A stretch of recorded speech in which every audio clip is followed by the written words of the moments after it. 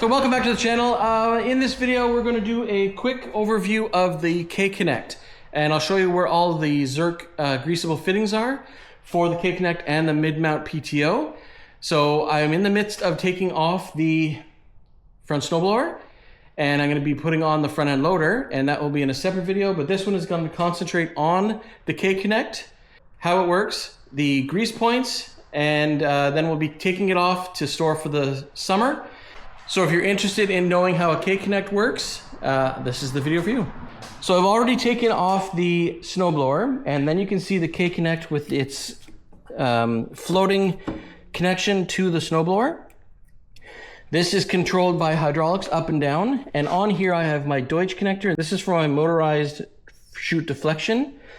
I do have two remotes for my chute rotation.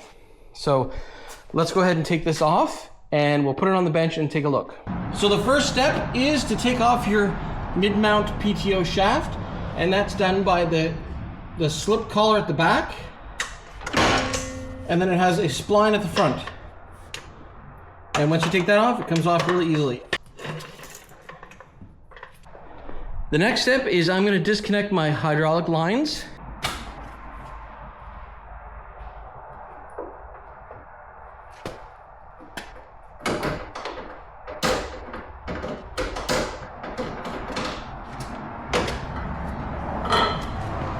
And then we're just going to unfeed them through the pigtail.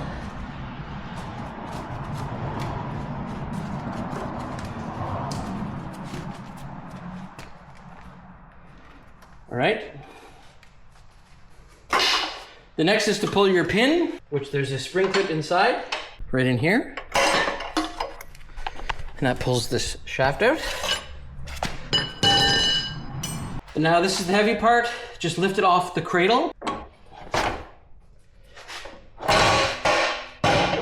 Like that.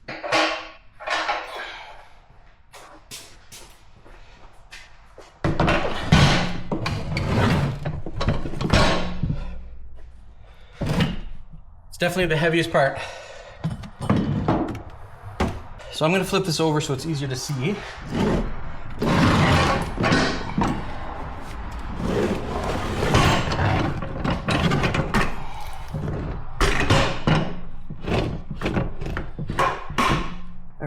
So remember, this is upside down. This is where your PTO connects to the mid-mount mower. Comes through two pillow blocks. Comes to an intermediary shaft, which you can take out right here. And then it goes to the connection to the snowblower at the front. This is your hydraulic lift. It's important to grease all of these points. So we're going to go through them one by one.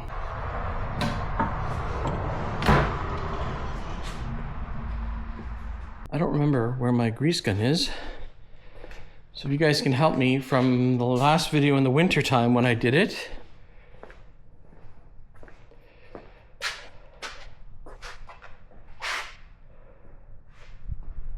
One of these days,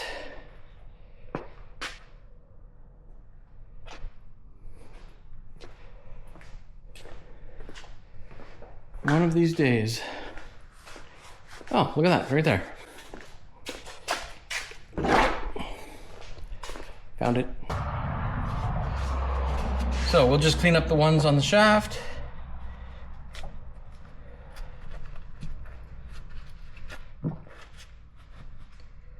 It's also a good time to inspect your pillow blocks to make sure they're not split or cracked. And I've said in a bunch of videos, you don't need very much at all,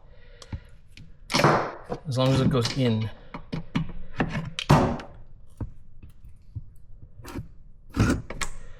There.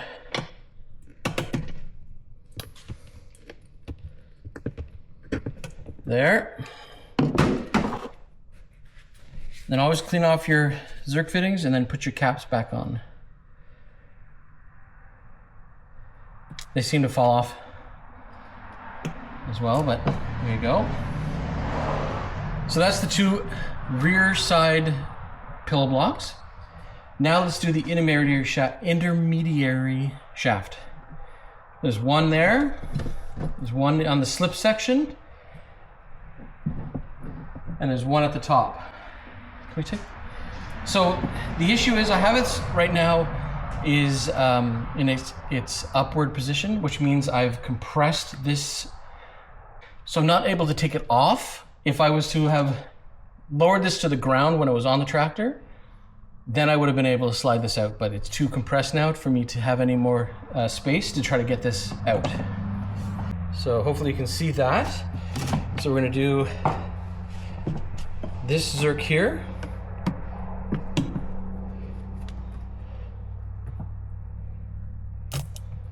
That's all I need.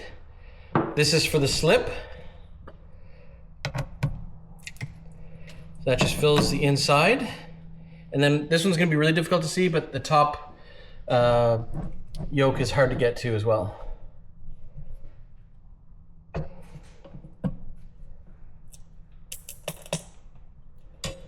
Beauty, there we go. And that's it for the slip yoke and for the two pillar bearings. This kind of sliding mechanism doesn't get any grease. It has some of those plates inside that allow it to move around. And that's just to make it easier to connect when you're connected to your snowblower. The other thing is important to do is to verify and check to see. It's really dark in there, right? Really important to see the shape that your teeth are in when they connect. So I've seen a lot of videos where they don't connect this properly and it ends up shearing off these teeth. So be very careful of when you're connecting it and you move that spring-loaded rod down that it actually connects, because this whole piece moves forward and does the connection. So just make sure that these teeth are not worn down, and they look to be in great shape on mine, so I'm not going to be doing anything with them. And the last thing we're going to do is we're going to do a maintenance on the PTO shaft as well. This is the mid-mount PTO, and it looks in really good shape. We're just going to grease the zerks on these ones as well.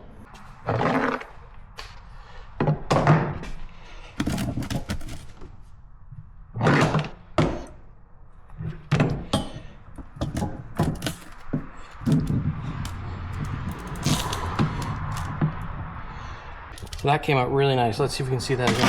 Oh. Get a lock and lube. Just get a lock and lube.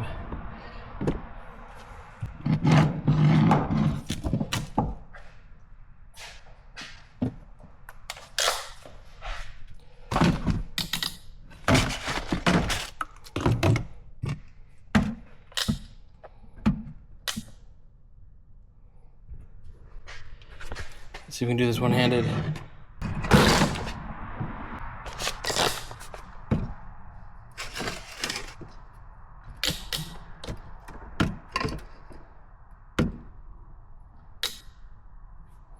Okay, can you see that?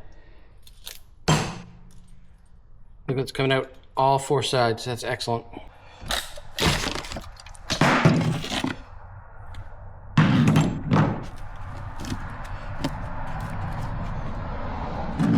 Okay, then we'll move up top. Turn this around.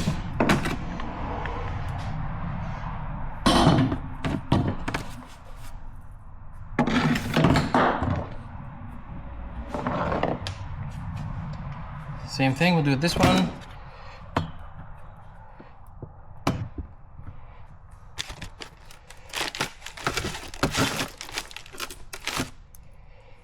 I saw a bit of movement in there. Wonder if these are getting loose.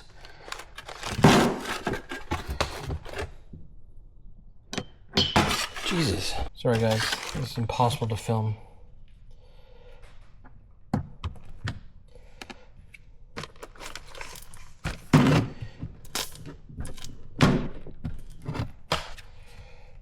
There. I wanted to make sure I got some out of all of the spots on that one, so a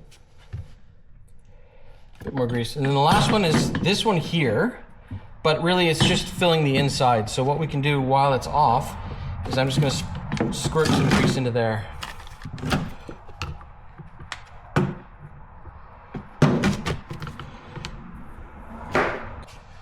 then we'll just use a screwdriver. There we go.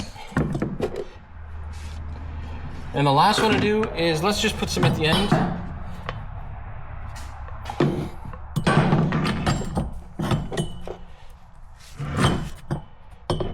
We'll just squirt some into here.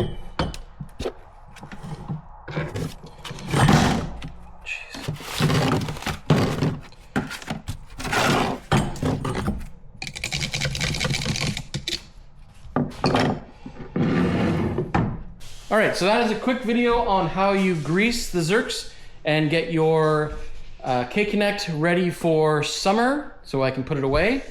And the mid-mount PTO shaft. I don't use a mid-mount mower on my Kubota. I have a zero turn for mine. So what I usually do is I have a armor plate that goes underneath. And once I get that ready, I will do that. So thanks very much for watching. If you like this video, please like and subscribe and share it with your friends. That is how you take care of the K-Connect for your BX23S. Stay tuned for another video that's going to be me putting the front end loader on, because that'll be coming up next.